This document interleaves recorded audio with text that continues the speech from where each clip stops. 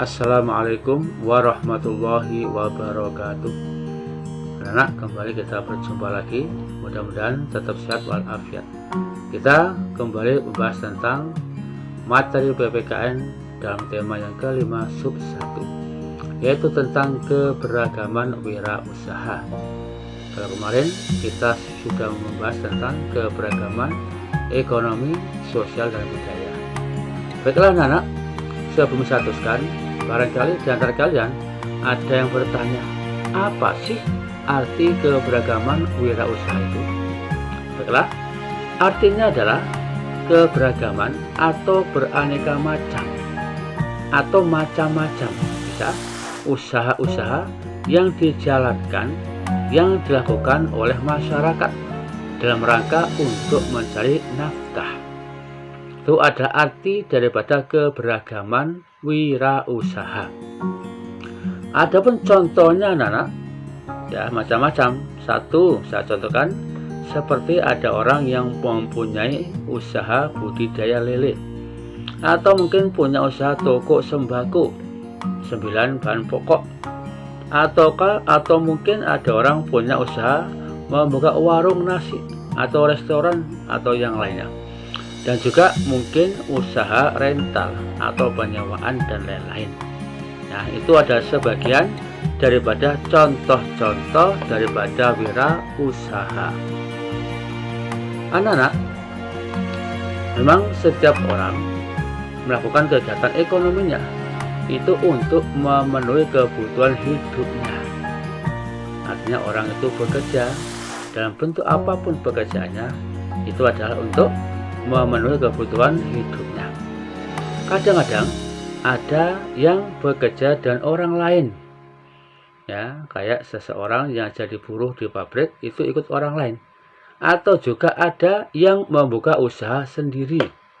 Kalian semisal membuka usaha sendiri, misalkan buka toko sembako ataupun yang lainnya, ya, itu semuanya apa? Bertujuan untuk memenuhi kebutuhan hidupnya.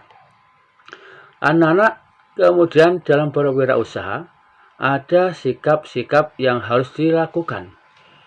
Ya, satu, saling menghormati dan menghargai antar pemilik usaha. Ini andaikan anak-anak dalam lingkungan kalian, kampung kalian, jelas ada orang yang punya usaha. Kadang-kadang ada usaha dagang, atau ada usaha rental, atau ada usaha yang lain-lain, atau mungkin ada dua orang yang punya usaha yang sama. Maka sikapnya adalah harus saling menghormati dan menghargai.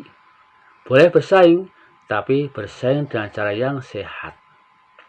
Yang selanjutnya adalah sikap jujur harus ada. Kalau usahanya ingin maju, tidak jujur, ya sudah, itu sudah tanda-tandakan jatuhnya usahanya. Kemudian disiplin, terutama dalam waktu, bukanya jam berapa, tutup jam berapa, ataupun yang lainnya. Kemudian ada rasa optimis, punya suatu keyakinan bahwa usaha yang dia lakukan akan bisa berkembang, dan juga butuh adanya kerja keras. Anak-anak, siapapun orangnya, jika dalam berwirausaha bermalas-malasan, tidak kerja keras, maka dapat dipastikan usahanya tidak akan cepat berkembang. Kemudian ada yang sikap bertanggung jawab. Tanggung jawab, ya, jika ada apa-apa dalam usahanya bertanggung jawab, dan juga bijak dalam menentukan pilihannya. Artinya dalam usaha, misalkan dagang, maka harus bisa memilih mana barang-barang yang dibutuhkan oleh masyarakat.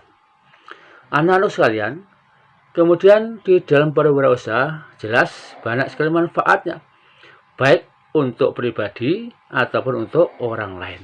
Apa saja? Ya, satu,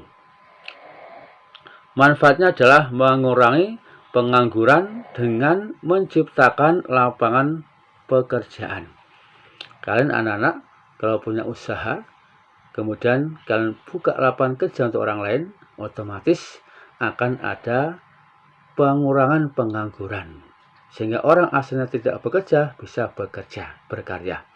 Yang kedua, meningkatkan pendapatan masyarakat dengan kita memperkerjakan orang lain.